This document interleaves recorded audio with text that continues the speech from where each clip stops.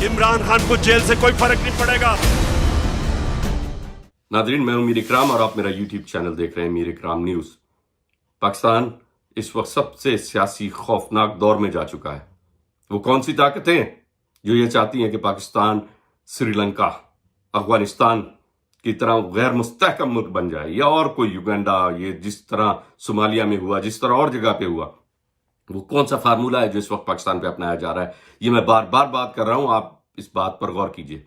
क्या इस वक्त पाकिस्तान को बाकायदा तौर पे सोची समझी स्कीम के तहत गैर मुस्तहकम किया जा रहा है ताकि अफगानिस्तान की तरह पाकिस्तान भी गैर मुस्तहकम हो, और वो आपकी ताकतवर आपका चीजें जिस पर आज आपकी फौज सीना तान के खड़ी होती है और आप खुद भी बैठकर कहते हैं कि हम ताकत है, पूरी दुनिया में एक इस्लामिक पावर है हम, वो चीज आपके हाथ से ले ली जाएगी। ये कमजोर किया जाएगा आपको।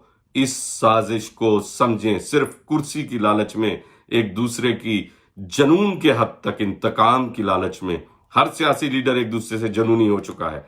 आखिर वो कौन है? आखिर वो कौन है जो इस तमाम चीजों को फ्यूल कर रहा है, तमाम चीजों को फंडिंग कर रहा है, तमाम चीजों को आगे से आगे बढ़ा रहा है?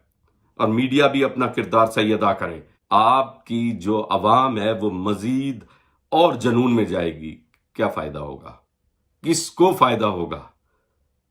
क्या इन चीजों से नौजवानों को नौकरियां मिलेंगी? क्या इन चीजों से मुल्क में फैक्ट्रियां लग जाएंगी?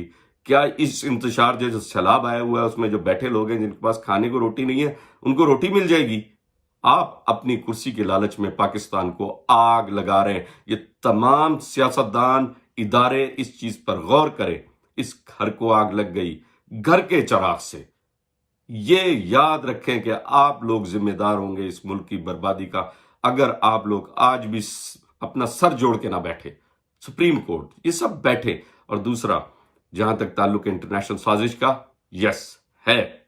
जब सब ने इस पे मीटिंग की, कैबिनेट बैठी है, सब ने मीटिंग की है और सब ने कहा यस ये इंटरनेशनल साजिश की जा रही है कि पाकिस्तान को पीछे धकेलना है। उसके बाद उन्होंने आपसे लेना क्या है? आपके हाथों से। आपको पता है आपके हाथों से उन्हें क्या लेना है। मकरूज किया आप सबको। क्यों किया उन्होंने वही चीज लेनी थी जो आपने 75 साल अपने घुटने और एड़ियां रगड़ रगड़ के जिस निहज पे आज आप ताकतवर बने हो, सीना तान के खड़े होते हो, दुश्मन की जरूरत नहीं है कि वो एक लफ्ज बोले। इन्होंने वही चीज आपके हाथ से ले लेनी है, वही आपकी ताकत आपके हाथ से लेनी है।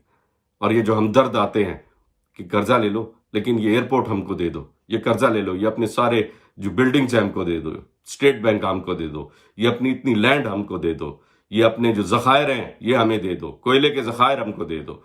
ये कौन है? कौन से हमदर्द हैं ये हमारे? कोई हमदर्द नहीं है।